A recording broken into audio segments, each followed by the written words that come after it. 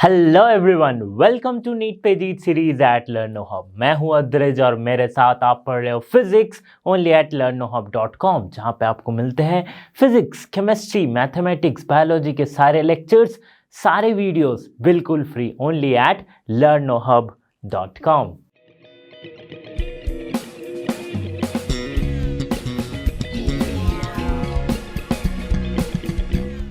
Students, इस video में हम कवर करने वाले हैं कुछ इंपॉर्टेंट कंसेप्ट्स, कुछ important tricks about the chapter vectors. वैसे तो वेक्टर्स कोई अलग सा एक चैप्टर नहीं है, बट पूरे थ्रू आउट फिजिक्स में आपको वेक्टर्स की ज़रूरत पड़ेगी, उसके एडिशन मल्टीप्लिकेशंस की ज़रूरत पड़ेगी। इसलिए इस वीडियो सिर्फ और सिर्फ हम वेक्टर्स को पढ़ेंगे, वेक्टर्स को समझेंगे। तो चलिए शुरू करते हैं चैप्टर।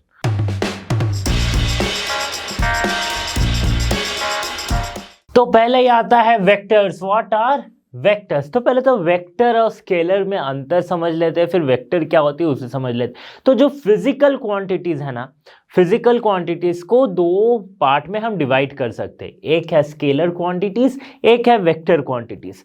स्केलर क्वांटिटीज वो क्वांटिटीज है जिसकी सिर्फ और सिर्फ मैग्नीट्यूड है। वैसे ही वेक्टर क्वांटिटीज वो फिजिकल क्वांटिटीज है जिसके तो मैग्नीट्यूड है, बस साथ ही साथ एक पर्टिकुलर डायरेक्शन भी है, जैसे कि फोर्स। तो फोर्स, अगर हम जब भी बात करते हैं फोर्स की, तो क्या कहते हैं कि अगर सपोज किसी बॉडी पे 10 न्यूटन की फोर्स अप्लाई हुई है, तो इतना ही कहना सिर्फ काफ़ी नहीं होता है कि अगर ये बॉडी है और इस पे 10 न्यूटन की फोर्स अप्लाई हुई है, तो आप पूछोगे कि सर किस तरफ अप्लाई हुई है, इस तरफ या इस तरफ या फिर ऊपर या फिर नीचे? तो डायरेक्शन एक मैटर करता है। तो फोर्स सपोज इस डायरेक्शन में अप्लाई हुई है 10 न्यूटन की फोर्स, तो फोर्स में क्या है, ये 10 न्यूटन क्या हो गया, मैग्नीट्यूड हो गया। एंड दिस राइट साइड, ये जो डायरेक्शन बता रहा है, ये क्या है, डायरेक्शन है इस फोर्स का।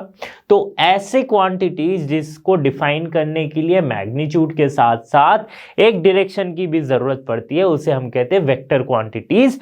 और वेक्टर क्वांटिटीज को डिनोट किया जाता है विद दैट वेक्टर्स। ओके, तो सपोज अगर फोर्स F है, तो दिस इज F वेक्टर। तो ये क्या है, वेक्टर का नोटेशन है। ओके, तो ऐसे बहुत सारे वेक्टर हो सकते हैं, जैसे फोर्स एक वेक्टर हो गया, और क्या वेक्टर होती है, और फॉर एग्जांपल वेलोसिटी एक वेक्टर है, डिस्प्लेसमेंट वेक्टर है। These are all the physical quantities जिसमें क्या होती है, मैग्नीट्यूड के साथ साथ डायरेक्शन भी होती है, इसे हम कहते हैं vector quantities. So physical quantities which have both magnitude and direction are known as vectors. Okay, for example velocity, displacement, acceleration. Vectors क्या है, दो टाइप में उसे हम फिर से उसे डिवाइड कर सकते हैं। एक आ जाते हैं पोलर वेक्टर्स, एक आते हैं एक्सियल वेक्टर्स।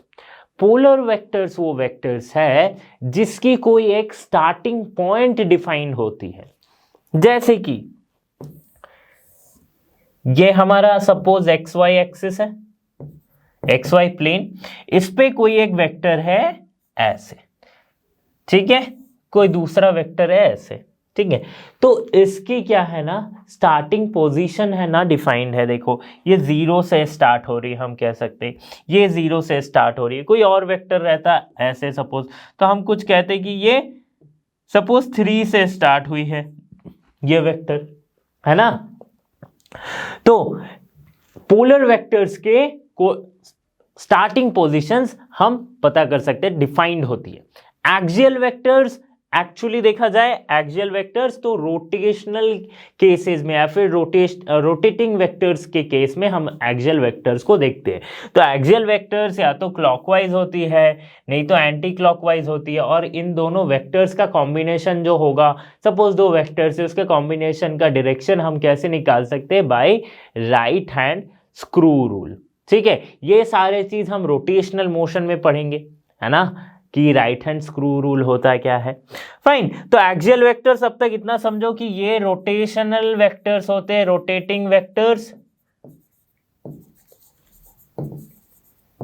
ठीक है, इतना ध्यान में रखना है कि ये रोटेटिंग वेक्टर्स होते हैं, ठीक है। तो axial vectors and polar vectors हमने समझा, अब समझेंगे वेक्टर्स के अलग अलग टाइप्स को। तो types of vectors, different types of vectors को समझने से पहले ये दो चीज समझना इंपॉर्टेंट है, एक तो मॉडुलस ऑफ वेक्टर और एक unit vector. Modulus of vector क्या है कि एक वेक्टर, जैसे हम कहते हैं कि वेक्टर के पास मैग्नीट्यूड होती है, उसका डायरेक्शन होता है, ठीक है। तो वेक्टर्स के जो मैग्नीट्यूड को डिफाइन करे उसे हम कहते हैं मॉडुलस ऑफ दैट वेक्टर और magnitude of the vector, simple, ठीक है। यूनिट वेक्टर क्या होती? तो यूनिट वेक्टर वो वेक्टर है, यूनिट वेक्टर एक्चुअली एक वेक्टर का डायरेक्शन बताता है जिसकी मैग्नीट्यूड यूनिट होती है, ठीक है। तो सपोज कोई वेक्टर है ए, इसको हम कैसे लिख सकते हैं? ए वेक्टर को, इसको लिख सकते हैं ए वेक्टर का मैग्नीट्यूड, जैसे मॉड में लिख दिया तो ये मैग्नीट्यूड हो गया, ठीक है। It is denoted as mod और बिना वेक्टर का, ठीक है। अगर कहीं पे ए भी लिखा हुआ है तो वो भी मैग्नीट्यूड बता रहा है, कहीं ए वेक्टर लिखा हुआ है तब ये वेक्टर है, ये इसकी मैग्नीट्यूड है, ठीक है। ए इंटू ए कैप, इसे कैप के टर्म्स में डिनोट किया जाता है, किसको? यूनिट वेक्टर्स को। तो unit vector is denoted by something to the power cap, ठीक है। N cap, I cap, J cap, ये सारे क्या होती है? डायरेक्शन बताती है।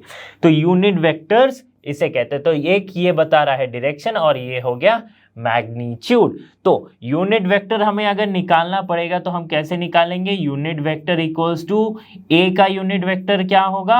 ए का यूनिट वेक्टर होगा A vector by magnitude of A vector, means modulus of A vector, ये होती है यूनिट वेक्टर, ठीक है। तो एक सिंपल सा अगर क्वेश्चन सॉल्व करें कि suppose A vector equals to 2i cap plus 3j cap plus k cap, ठीक है। सिंपल सा क्वेश्चन है, इसकी हमें क्या निकालनी है? यूनिट वेक्टर निकालनी है, ठीक है। अच्छा, एक और चीज कि किसी भी वेक्टर कार्टेशियन कोऑर्डिनेट्स में जब है तो उसकी मैग्नीट्यूड कैसे निकालेंगे? सपोज कोई वेक्टर है A vector equals to x i cap plus y j cap plus z k cap, इसकी मैग्नीट्यूड कैसे निकालेंगे? मैग्नीट्यूड या फिर मॉडुलस कुछ भी बोल दो। तो A vector equals to root under X square Y plus Y square plus Z square, ठीक है। बहुत सिंपल है, ऐसे मैग्नीट्यूड निकलते हैं, ये आप पहले भी पढ़ चुके हैं, ठीक है। तो इस चीज को डिवाइड करेंगे जब पूरे वेक्टर से, तो जो हमारा आंसर होगा वो क्या हो जाएगा? यूनिट वेक्टर बताएगा। तो इसकी अगर मैं पहले मैग्नीट्यूड निकालता हूं तो पहले देखो इसकी मैग्नीट्यूड कैसे निकालेंगे? ए वेक्टर की मैग्नीट्यूड कैसे करेंगे? 2 square plus 3 square plus 1 square, ठीक है। तो ये कितना आ गया? 4 प्लस 9 15 प्लस 1 16, यानी कि 4 आ गया, ठीक है। रूट अंडर 16 यानी कि 4 आ गया, okay. Sorry, this will be 14 आएगा ना, रूट अंडर 14 आएगा, 16 तो नहीं आएगा ना। 9 प्लस 1 10 और ये 4 आ गए, ठीक है। तो ये 14 आ जाएगा, रूट अंडर 14, ये आ गया ए वेक्टर का मैग्नीट्यूड। अभी हमें निकालना क्या है? अभी हमें निकालना है unit vector.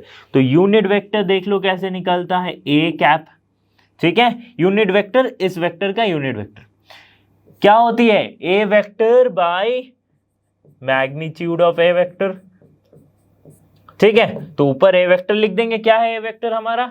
2i cap plus 3j cap plus k cap divided by root under 14। तो ये कुछ इस तरह से आ जाएगा 1 by root 14 into 2i cap plus 3j cap plus k cap. ये क्या आ गया? यूनिट वेक्टर आ गया, यूनिट वेक्टर आ गया, ओके। तो ऐसे सिंपल सा क्वेश्चन था ये कि समझाने के लिए कि यूनिट वेक्टर्स क्या होती है। अब आगे बढ़ते हैं, अब कुछ टाइप्स ऑफ वेक्टर्स देखते हैं, जैसे कि है ये equal vector, sorry equal vector. तो इक्वल वेक्टर क्या होती है कि दो वेक्टर जिसके मैग्नीट्यूड और डायरेक्शन सेम हो उसे हम क्या कहते हैं? Equal vector, right. Two vectors having equal magnitude and the same direction. Suppose एक वेक्टर है ए और एक वेक्टर है बी, ठीक है। तो इसकी भी मैग्नीट्यूड जितनी है वेक्टर की, वेक्टर की भी मैग्नीट्यूड सपोज करते हैं उतनी है, और दोनों सेम डायरेक्शन में अगर जा रही है, सेम डायरेक्शन की ओर पॉइंटेड है, then both vectors are called to be equal vectors. ठीक है, अगला देखते हैं नेगेटिव वेक्टर्स। नेगेटिव वेक्टर्स क्या हो गई? नेगेटिव वेक्टर्स हुई भले ही मैग्नीट्यूड सेम हो लेकिन इसकी डायरेक्शन बिल्कुल ऑपोजिट है। मतलब ए वेक्टर अगर ऐसा है तो बी वेक्टर कुछ इस तरह से है, तो ये क्या हो गई? ये हो गई नेगेटिव वेक्टर। मीन्स हम कैसे लिख सकते हैं? यहां पे हम लिख सकते थे इक्वल वेक्टर में कि A vector equals to B vector, but negative vector में A vector equals to minus B vector ऐसे लिखें, क्योंकि मैग्नीट्यूड सेम है, ये माइनस बस बता रहा है इसका डायरेक्शन विच इज ऑपोजिट। ठीक है, लॉज ऑफ मोशन में जब हम पढ़ेंगे तो हमने ये देखा था ना कि फोर्स अगर ऊपर की ओर है, नीचे की ओर एक्सेलरेशन हो रहा है तो हम एक को नेगेटिव करते हैं, तो जस्ट वही है। ठीक है, now coming to collinear vectors. Collinear vectors क्या है? कोलिनियर वेक्टर्स वो वेक्टर है जो कि अगर दो vectors which is acting on the same parallel straight line, अब उसकी मैग्नीट्यूड इक्वल भी हो सकती है, अनइक्वल भी हो सकती है। जैसे कि ये एक वेक्टर है और ये एक वेक्टर है बी वेक्टर। ठीक है, दोनों एक ही लाइन पे एक्ट कर रहे हैं, तो ये बोलेंगे हम कोलिनियर वेक्टर। अब चाहे ए की मैग्नीट्यूड बी से बड़ी क्यों ना हो या फिर बी की मैग्नीट्यूड ए से बड़ी क्यों ना हो, हम मिला के इसे कहेंगे कोलिनियर वेक्टर। कोलिनियर मतलब हमने ज्योमेट्री में, मैथ्स में क्लास 7-8 में पढ़ा था कि कोलिनियर मतलब क्या होता है, जो सेम लाइन पे लाई करते हो दो लाइन, दूसरे हम कहते हैं कोलिनियर, है ना। वैसे कोप्लेनर क्या है कि एक प्लेन में अगर दो या दो से ज्यादा कितने भी वेक्टर्स सेम प्लेन में हो, सपोज ये क्या है, एक्स वाई जेड प्लेन है। ठीक है, तो अगर ये जो प्लेन है इसमें बहुत सारे वेक्टर्स हैं, ठीक है, बहुत सारे वेक्टर्स है, तो ये सारे वेक्टर्स क्या हो गए? Coplanar vector. अगर कहा जाए कि A B C D E there are 5 vectors which are coplanar in X Y plane, ठीक है, इसका मतलब क्या होता है कि सारे के सारे वेक्टर्स एक्स वाई प्लेन में ही लाई कर रहे हैं। ठीक है, तो इसे कहते हैं क्या?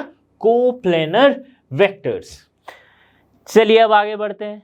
Position vector and displacement vector. Position vector क्या होती है? कोई भी एक पार्टिकल की जो पोजीशन बता रही हो वो वाली vector starting from origin to that particle ending to that particle, ये जो वेक्टर है इसे हम कहेंगे क्या?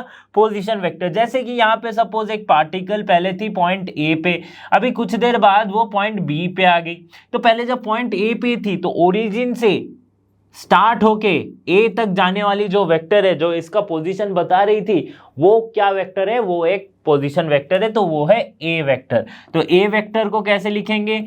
तो इसकी जो कोऑर्डिनेट्स होंगी उसके टर्म्स में लिखेंगे, जैसे x1 y1 means A vector equals to x1 i cap plus y1 j cap. Simple. वैसे ही बी वेक्टर अब पोजीशन कैसे बताएगी? वो x2 i cap plus y2 j cap.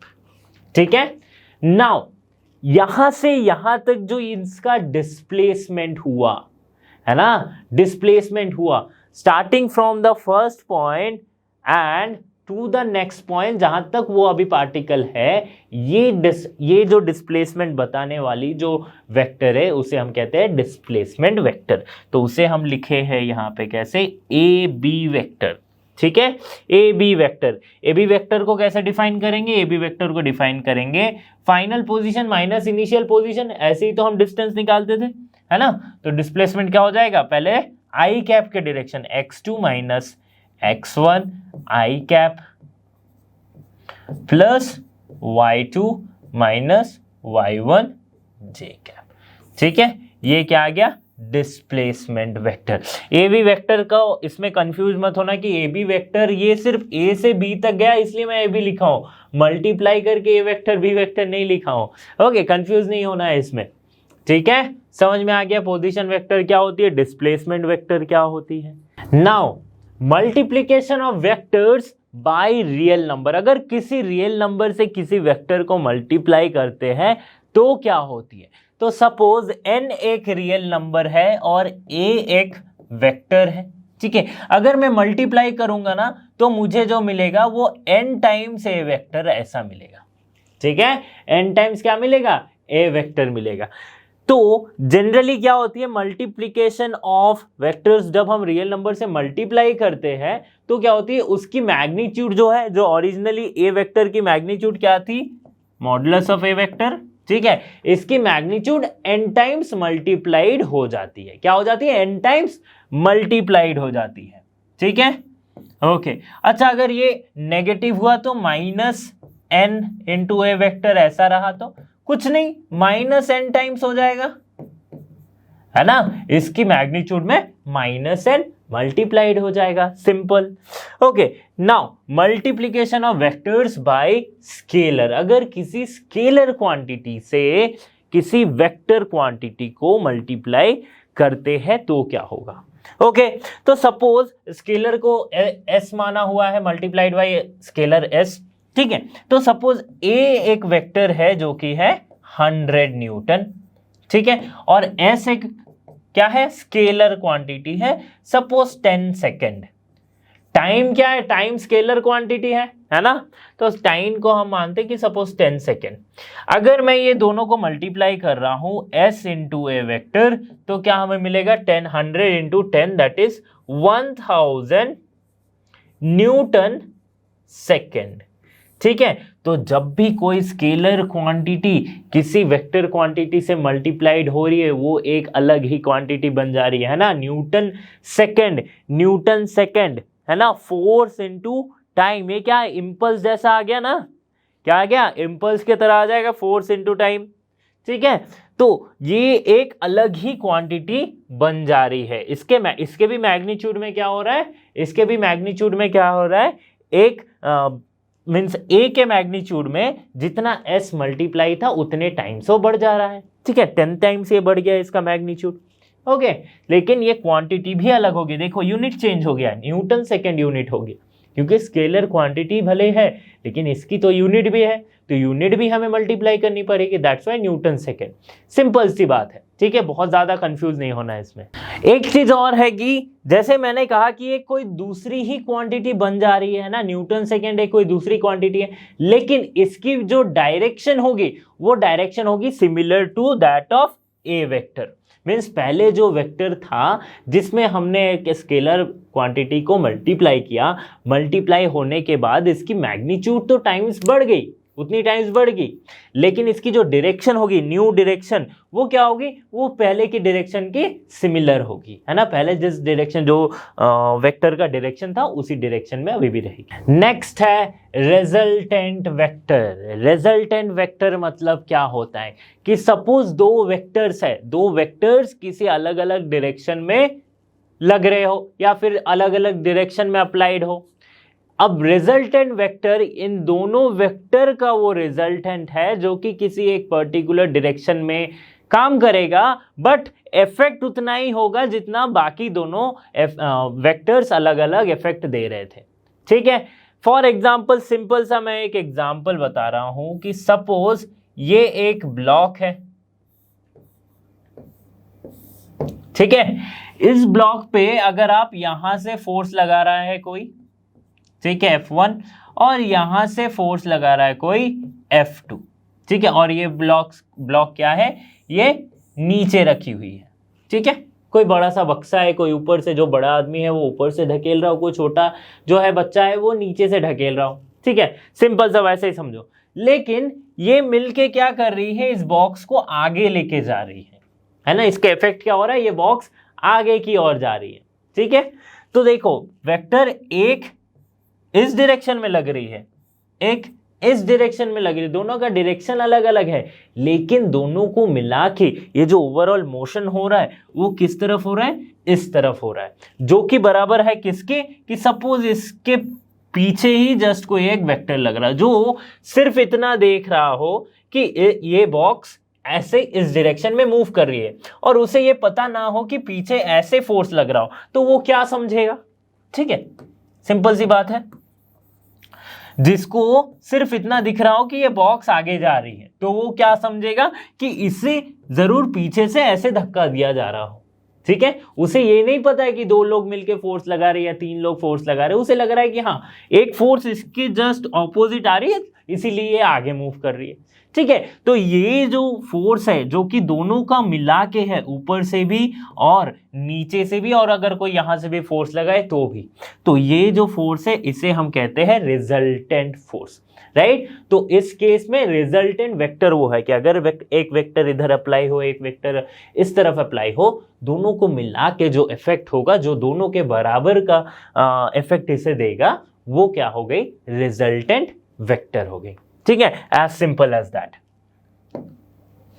Okay, तो देख लो, the resultant vector of 2 or more vectors is defined as the single vector which produces the same effect produced by the individual vectors together। दोनों मिला के जितना effect produce कर सकते वो एक सिंगल वेक्टर प्रोड्यूस कर सकता है। तो ये है वेक्टर, रिजल्टेंट वेक्टर हो गया। ठीक है, तो रिजल्टेंट वेक्टर के कुछ केसेस है, कैसे देख लेते हैं। Suppose 2 vectors are when 2 vectors are acting in the same direction. अगर 2 वेक्टर्स है, दोनों सेम डायरेक्शन में अप्लाई हो रहे हैं, तो रिजल्टेंट वेक्टर कैसा होगा।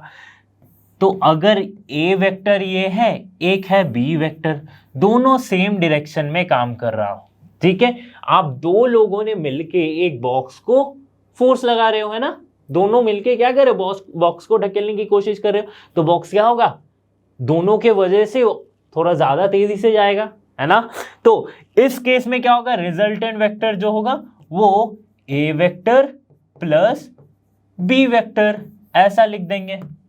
ठीक है, इसका मैग्नीट्यूड क्या हो जाएगा, रिजल्टेंट वेक्टर का मैग्नीट्यूड क्या हो जाएगा, ए वेक्टर का मैग्नीट्यूड प्लस बी वेक्टर का मैग्नीट्यूड।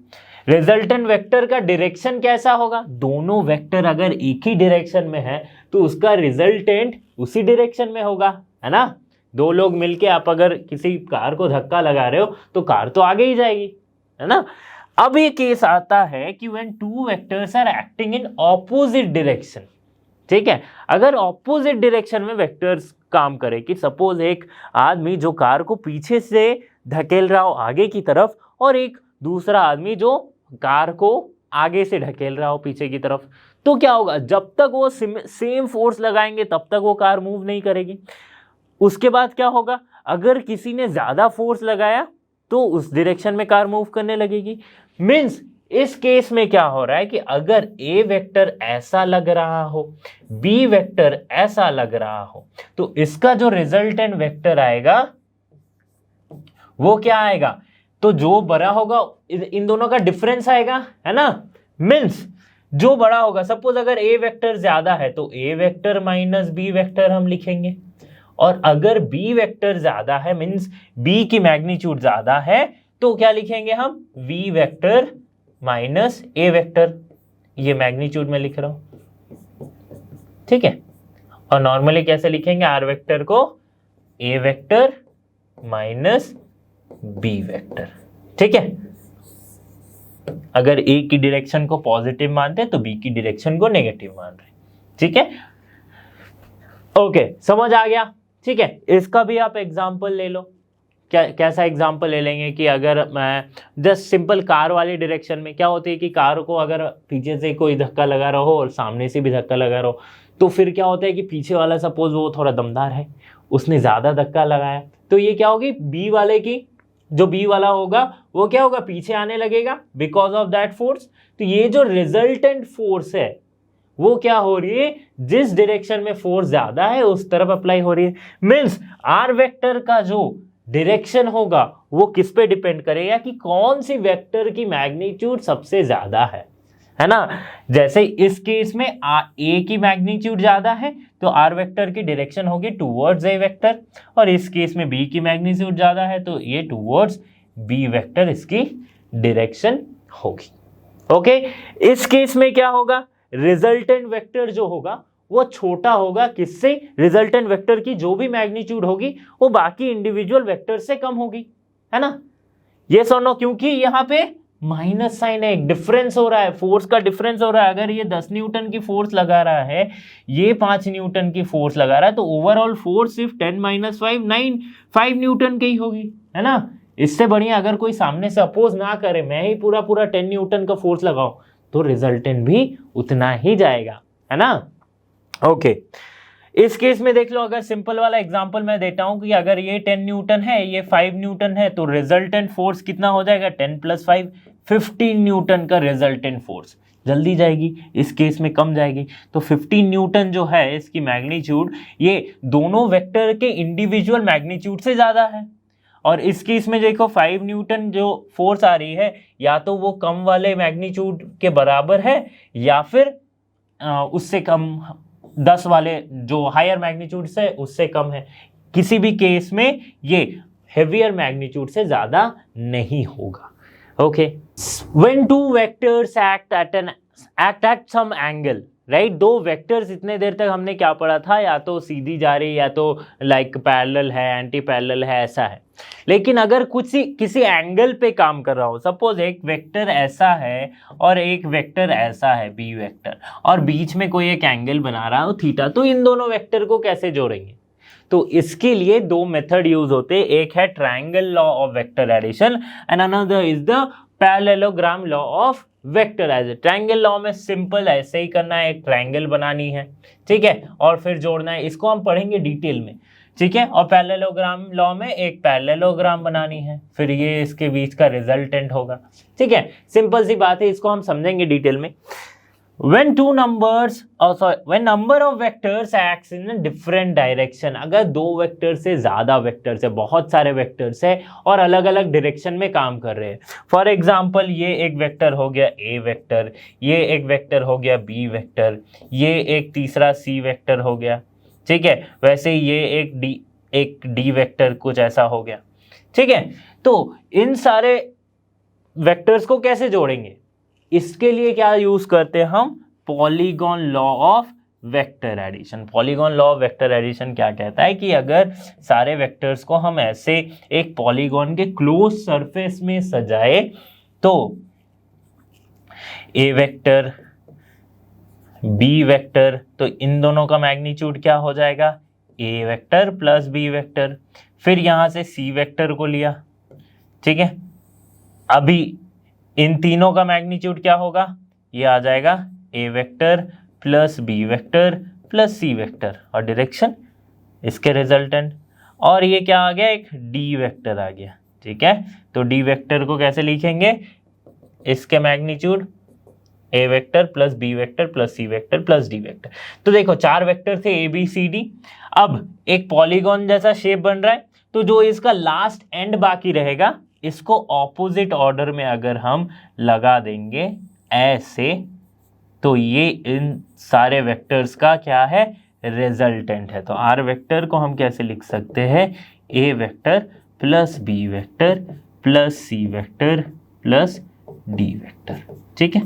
इसका रिजल्टेंट ऐसे निकालेंगे। Okay, so this are the vector addition, और लाइक जब दो बहुत सारे वेक्टर्स हो इन डिफरेंट डायरेक्शंस। ओके, अभी आगे हम पढ़ेंगे ट्रायंगल लॉ और पैरेललोग्राम लॉ के बारे में।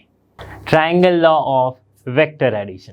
ट्रायंगल लॉ क्या कहता है कि दो वेक्टर अगर वो एक ट्रायंगल के दो साइड जैसा फॉर्म कर रहे हो, तो उस ट्रायंगल का जो तीसरा साइड होगा वो उसका रिजल्टेंट बताएगा, ठीक है। वही लिखा हुआ यहाँ पे कि states that when two vectors are represented by two sides of a triangle in magnitude and same order, then same direction, then the third side of that triangle represents the resultant of the vector.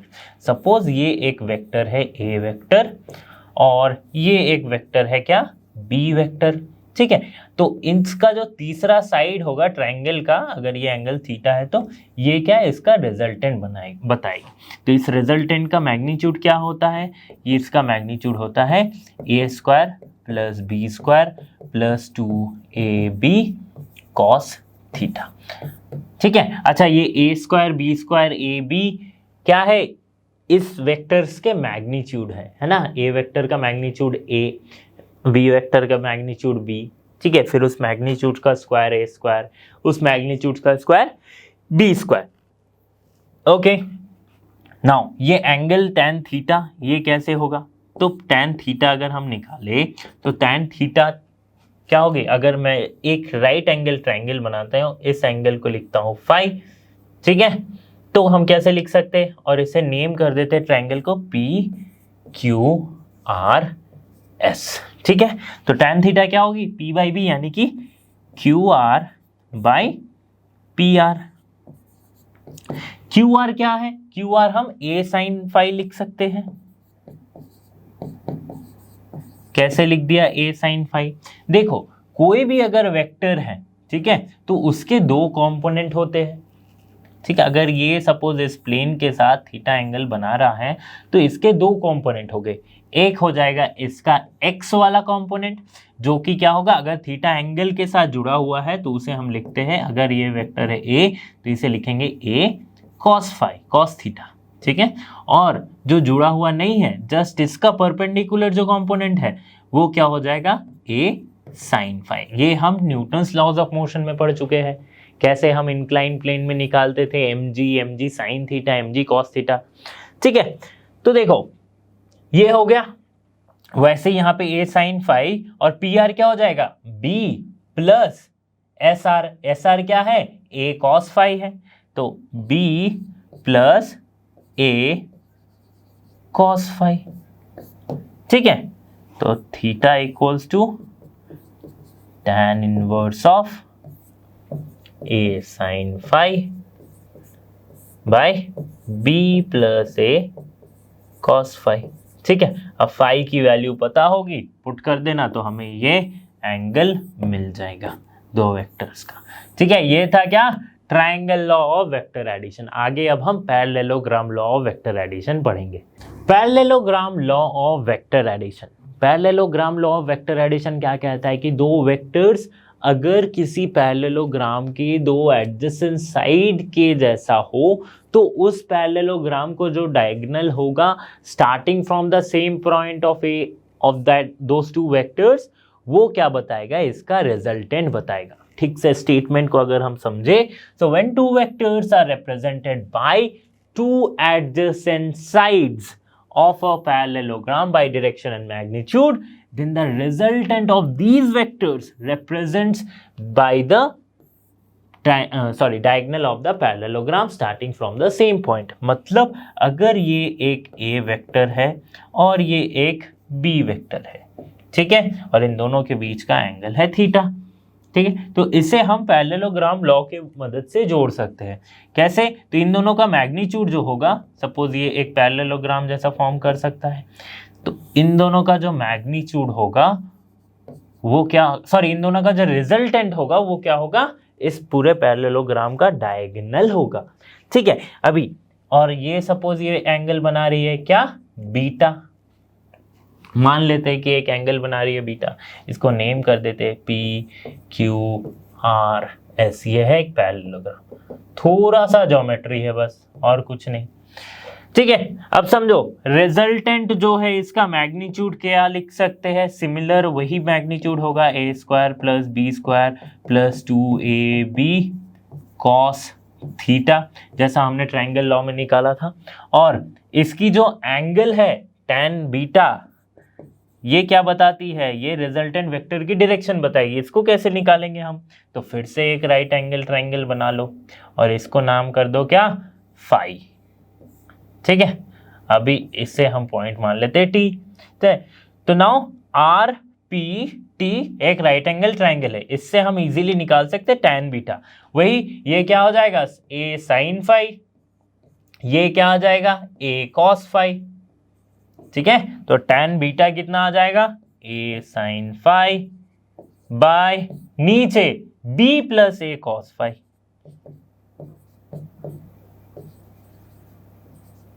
b plus a cos phi. तो ये resultant vector की direction, ये resultant vector का magnitude, okay. तो ये हमने यहां पे सीखा triangle law and parallelogram law of vector addition. Vector subtraction, तो वेक्टर सब्ट्रैक्शन कुछ नहीं है, जस्ट एडिशन है, एक जहां पे एक वेक्टर रहता है और एक वेक्टर क्या होता है, इनवर्स हो जा रहा है, कुछ भी नहीं है। देखो same as adding the reverse of inverse of one vector to another vector. The parallelogram law of subtraction can be used to calculate subtraction of vectors by drawing the parallelogram taking the two vectors with the same initial point। मतलब कि क्या है इसमें, देखो मैंने जैसे बताया कि a वेक्टर एक है, b वेक्टर एक है, इनका जब एडिशन कर रहे थे तो a प्लस बी लिख रहे थे, अभी भी a प्लस बी ही लिखेंगे, लेकिन ये जो b वेक्टर है वो सपोज उल्टा है, तो इसलिए a vector minus B vector. Draw करके मैं समझाता हूं,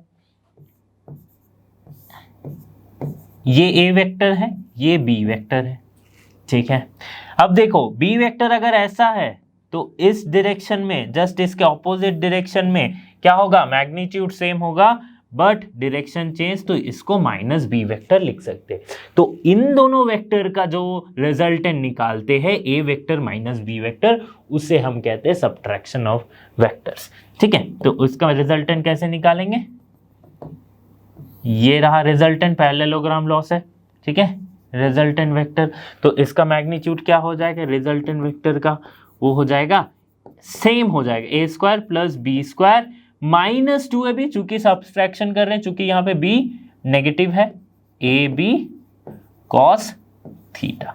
थीटा क्या है, a और b के बीच का एंगल है थीटा, a और b के बीच का एंगल है थीटा। तो कभी कभी क्वेश्चन में क्या रहता है कि a और माइनस b के बीच का एंगल है थीटा। हाँ, यही मैं बताने जा रहा था, कभी कभी क्वेश्चन में a और b के बीच का एंगल थीटा दिया हुआ रहेगा, और अगर आपको सब्ट्रैक्शन ऑफ वेक्टर निकालना है तो आपको पता है कि b वेक्टर को मुझे उल्टा करना पड़ेगा या फिर a वेक्टर को उल्टा करना पड़ेगा, तब एंगल क्या हो जाएगा 180 माइनस थीटा। तो cos थीटा के जगह पे cos 180 माइनस थीटा लिख देना है, ठीक है। इतनी सी बात है। और जो एंगल है कि r वेक्टर का ये एंगल अगर बीटा है तो वो कैसे निकलेगा, फिर वही लाइक जैसे हम पिछले ट्रायंगल लॉ में या फिर पैरेललोग्राम लॉ में जो हम tan बीटा निकाले थे, वैसे ही निकालना है इसको भी, सिंपल सी बात है। वेक्टर मल्टीप्लिकेशन बाय वेक्टर, तो जब दो वेक्टर को मल्टीप्लाई करेंगे, पहले इसके पहले हमने क्या पता कि एक वेक्टर को या तो रियल नंबर से मल्टीप्लाई कर रहे थे या फिर किसी स्केलर क्वांटिटी से मल्टीप्लाई कर रहे थे, बट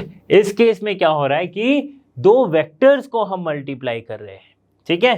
तो इसमें दो पॉसिबिलिटी हो सकती है, या फिर दो चीजें मेन चीजें होती है, जैसे कि दो dot product and cross product. तो जब दो वेक्टर्स को मल्टीप्लाई करते हैं, डॉट प्रोडक्ट क्या होती है, दो वेक्टर्स को मल्टीप्लाई करने के बाद एक स्केलर क्वांटिटी आती है, ठीक है। Suppose A vector dot B vector है, तो ये कोई एक स्केलर क्वांटिटी आई सी, मीन्स ये एक वेक्टर नहीं है, ये सी एक वेक्टर नहीं है। और क्रॉस प्रोडक्ट को क्या करते हैं, A vector cross B vector, ये कोई तीसरी वेक्टर आ गई सी वेक्टर, तो इसे हम बोलते हैं वेक्टर प्रोडक्ट और क्रॉस प्रोडक्ट, और इसे हम कहते हैं डॉट प्रोडक्ट और स्केलर प्रोडक्ट। तो ये डॉट प्रोडक्ट और स्केलर प्रोडक्ट हम वर्क एनर्जी पावर में पढ़ते हैं, ये क्रॉस प्रोडक्ट हम रोटेशनल मोशन वाले चैप्टर में पढ़ते हैं। तो पहले समझते हैं कि क्या होती है डॉट प्रोडक्ट, क्या होती है क्रॉस प्रोडक्ट। डॉट प्रोडक्ट और ऑफ टू वेक्टर्स, दो वेक्टर्स का डॉट प्रोडक्ट क्या होती है, डॉट प्रोडक्ट में ना कि मैग्नीट्यूड को हम मल्टीप्लाई करते हैं and with that cosine angle between them. मतलब अगर ये एक वेक्टर है, ज्योमेट्रिकल रिप्रेजेंटेशन में बता रहा हूं कि सपोज ये वेक्टर है a और ये वेक्टर है b, ठीक है, इन दोनों के बीच का एंगल है थीटा। तो ये क्या हो जाएगा, अगर इस लाइन में मैं लिखूं b वेक्टर को, तो इस डायरेक्शन में b की कंपोनेंट क्या होगी, b cos थीटा, है ना। तो किसी एक डायरेक्शन में सारे वेक्टर्स का कंपोनेंट, दोनों वेक्टर्स का कंपोनेंट लेके उसके रिजल्टेंट को मल्टीप्लाई करते, देखो क्या है। तो यहाँ पे a vector dot b vector जो है वो क्या है, ए बी कॉस थीटा, क्या है, ए बी कॉस थीटा, ठीक है, a into B cos theta, ठीक है। तो ये जो वैल्यू है ये क्या है, एक स्केलर वैल्यू है, ठीक है, इसलिए इसे स्केलर प्रोडक्ट कहा जाता है, ठीक है। अब समझो कि the product of two vectors a and b represented by a vector dot b vector is a scalar product which is equal to the product of the magnitudes of a and b and the cosine angle between them, cosine angle between them, that is cos theta। कैसे आया cos theta, समझ में आ गया। Okay, तो work क्या है, एक scalar product है। क्या है? स्केलर प्रोडक्ट है, मीन्स वर्क को हम लिखते हैं एफ डॉट डी एस। ठीक है, F dot product of force and displacement in the direction of force, ऐसे करके हम लिखते हैं। ओके, तो डॉट प्रोडक्ट में 3 स्पेशल केसेस बनते हैं। क्या है? देखो, व्हेन 2 वेक्टर्स आर पैरेलल, अगर दोनों वेक्टर पैरेलल होते हैं, पैरेलल मींस ए वेक्टर ऐसा है, बी वेक्टर ऐसा है, तो इन दोनों के बीच का एंगल क्या हो जाएगा? एंगल हो जाएगा 0, है ना। तो जब दोनों के बीच का एंगल 0 होगा तो A vector dot B vector जो कि होता था ए बी कॉस थीटा, तो थीटा के जगह आ गया 0 डिग्री, है ना, cos 0 1, तो A vector equals to A B हो जाएगा, राइट, इक्वल्स टू हो जाएगा magnitude of A multiplied by magnitude of B. अगर परपेंडिकुलर हुआ तो परपेंडिकुलर यानी A vector and B vector ऐसा हो गया, ठीक है, यानी कि 90 डिग्री होगी। 90 डिग्री cos 90 की वैल्यू क्या होती है? cos 90 की वैल्यू हो जाती है क्या? 0, है ना। cos 90 की वैल्यू 0 होती है, तो cos 90 की वैल्यू अगर 0 हो गई तो A vector dot B vector जो कि ए बी cos थीटा होता है विल बी 0, ठीक है। इसीलिए याद करो, work done in perpendicular direction अगर हो रही है तो फोर्स अगर परपेंडिकुलर डायरेक्शन में अप्लाइड है डिस्प्लेसमेंट के, तो वर्क डन हम 0 बोलते हैं ना। वर्क डन क्या होती है? 0 होती है, ठीक है। तो when 2 vectors are anti parallel यानी कि थीटा इक्वल्स टू 180 डिग्री, ठीक है, मतलब एक वेक्टर ऐसा और एक वेक्टर ऐसा, तो दोनों के बीच का एंगल 180 डिग्री। तो cos 180 क्या होता है? -1, ठीक है। तो a डॉट बी क्या आ जाएगा? -ab, मिनिमम आएगा, है ना, मिनिमम आएगा। इस केस में क्या आ गया? मैक्सिमम आया, इस केस में मिनिमम आया, परपेंडिकुलर हुआ तो 0 आ गया, ठीक है। ये थे 3 केस डॉट प्रोडक्ट के।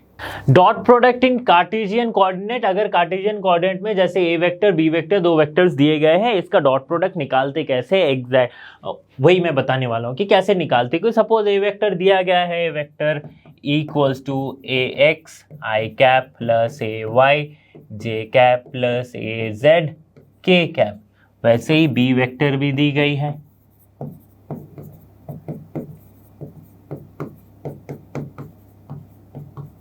बहुत बढ़िया। अभी ए डॉट बी कैसे निकालेंगे?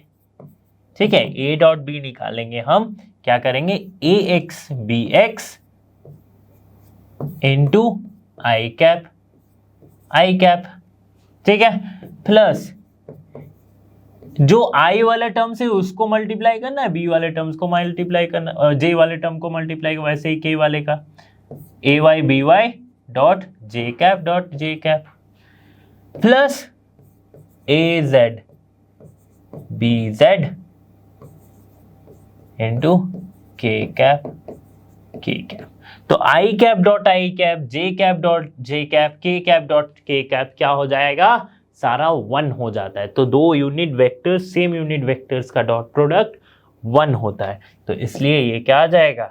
ए x B x plus A Y B Y plus A Z B Z, ठीक है।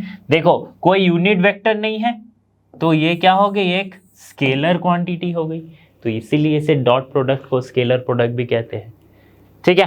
वेक्टर प्रोडक्ट और क्रॉस प्रोडक्ट, तो ये क्या होती है? 2 वेक्टर्स का अगर हम क्रॉस प्रोडक्ट करते हैं या फिर जिसे वेक्टर प्रोडक्ट कहते हैं, तो वो क्या होती है? एक तीसरा वेक्टर आती है जिसकी डायरेक्शन इन दोनों वेक्टर्स के प्लेन के परपेंडिकुलर होती है, ठीक है। सपोज मैं आपको समझाता हूं कि सपोज ये एक वेक्टर है ए वेक्टर और ये एक वेक्टर है बी वेक्टर। इन दोनों का, अगर इन दोनों के बीच का एंगल सपोज क्या है? थीटा है, तो ए वेक्टर ऐसे थीटा अगर हम बना रहे हैं ए से बी तक, ठीक है, ये इसके एंगल है, तो इसकी जो डायरेक्शन होगी, इसके जो क्रॉस प्रोडक्ट आएगा उसकी जो डायरेक्शन होगी वो एक तीसरी वेक्टर होगी और उसकी डायरेक्शन क्या होगी? इसके क्या होगी? परपेंडिकुलर होगी, तो देखो ये अगर एक प्लेन बनता है ना, तो इस प्लेन के परपेंडिकुलर इसकी डायरेक्शन होगी। नाउ इट डिपेंड्स कि A vector A cross B या बी क्रॉस ए कर रहे हैं।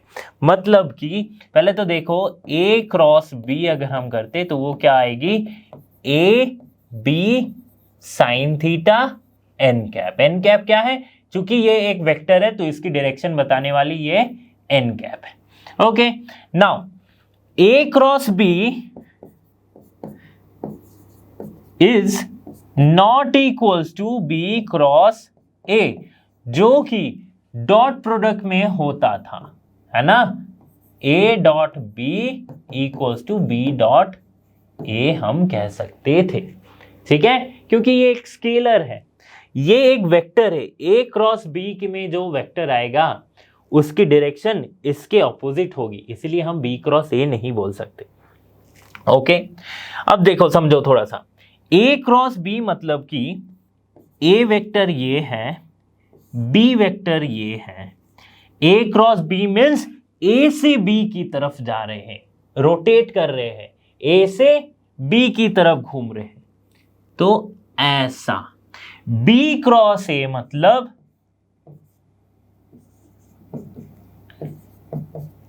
बी क्रॉस ए, बी से ए, तो ऐसा, ठीक है, ये है थीटा, ठीक है, यही है। अगर मैं प्लेन में ड्रॉ करूं कि सपोज एक प्लेन में ये रहा ए वेक्टर, ये रहा बी वेक्टर, ए क्रॉस बी मीन्स ए मेरा इस तरफ है, बी मेरा इस तरफ है, ठीक है, ऐसे देखो मेरे जो दो फिंगर्स है उसको मैं ऐसे रखा, तो ए से बी मीन्स ऐसे घुमा रहा हूं, है ना, क्लॉकवाइज घुमा रहा हूं। तो क्लॉकवाइज घुमा रहा हूं तो इसकी डायरेक्शन क्या हो जाएगी, नीचे की ओर। प्लेन कौन सा हो गया, ये वाला प्लेन, नीचे की ओर। अगर बी क्रॉस ए होता तो ऊपर की ओर। बट किसी भी केस में जो तीसरा वेक्टर है उसकी जो डायरेक्शन आएगी वो प्लेन के परपेंडिकुलर होगी। डिपेंड्स कि वो ऊपर होगी या नीचे होगी, बट परपेंडिकुलर होगी।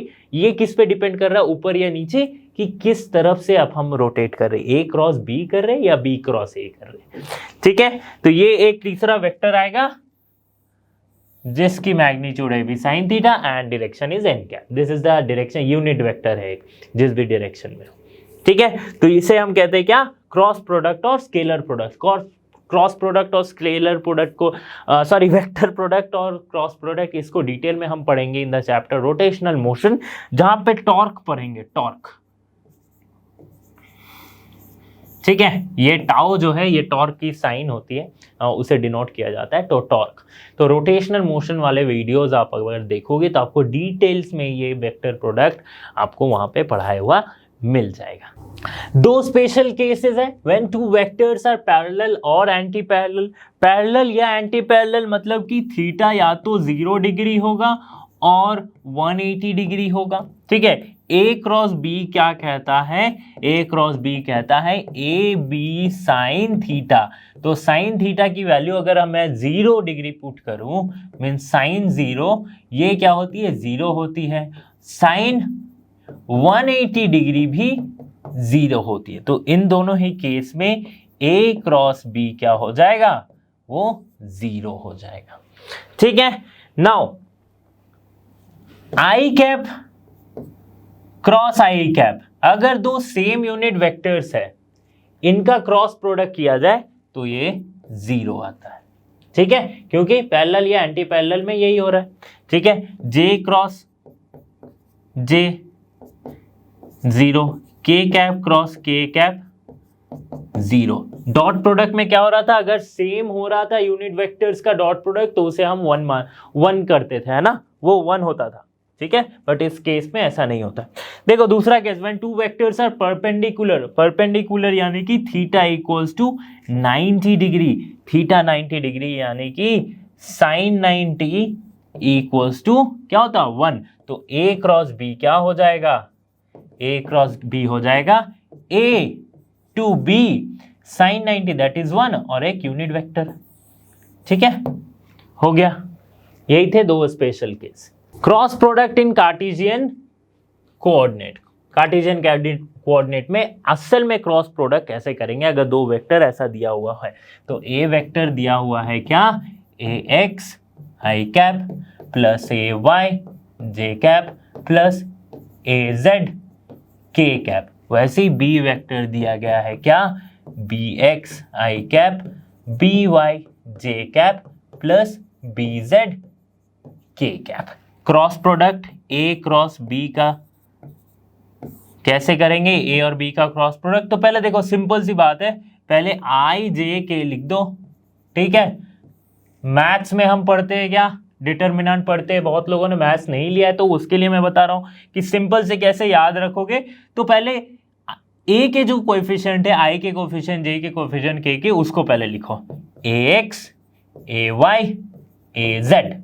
फिर बी के, बी एक्स बी वाई ये बी जेड, ठीक है। अब क्या करना है, एक को ब्लॉक करना है, पहले आई लिखना है, पहले तो लिख दो आई।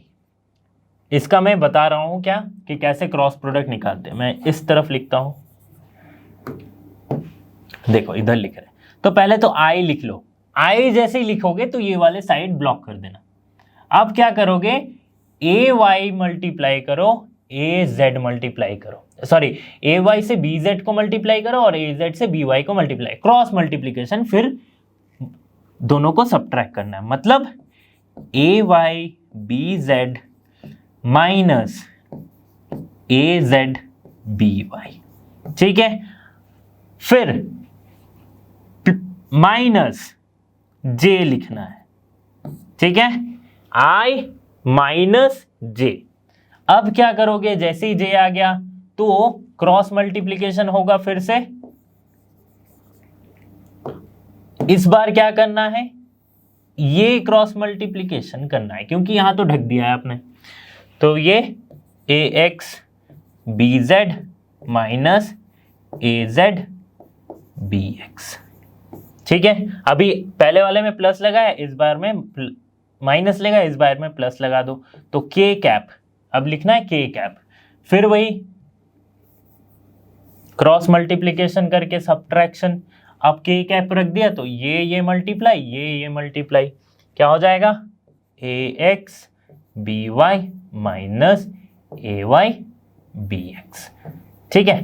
तो ये आ जाएगा क्रॉस प्रोडक्ट, ठीक है। इसको एक लाइन में लिखोगे तो माइनस प्लस माइनस प्लस, ऐसे आई के पहले प्लस, जे के पहले माइनस, के पहले प्लस एक माइनस फिर प्लस, ऐसे आप साइन याद रख लो, ठीक है। तो ये इजी मेथड है। कैसे आया डेरिवेशन, कैसे आया ये मैं अभी नहीं बता रहा हूं क्योंकि ये इंपॉर्टेंट नहीं है। क्रॉस प्रोडक्ट ऐसे निकालते हैं, ये इंपॉर्टेंट है। स्टूडेंट्स, इस वीडियो में हमने कवर किया वेक्टर्स के कुछ इंपॉर्टेंट कंसेप्ट्स। तो आगे ही ऐसे वीडियोस के लिए लर्नो हब के साथ बने रहिए क्योंकि लर्नो हब फ्री है पर बेस्ट है। So thank you very much for being here. Have a great day.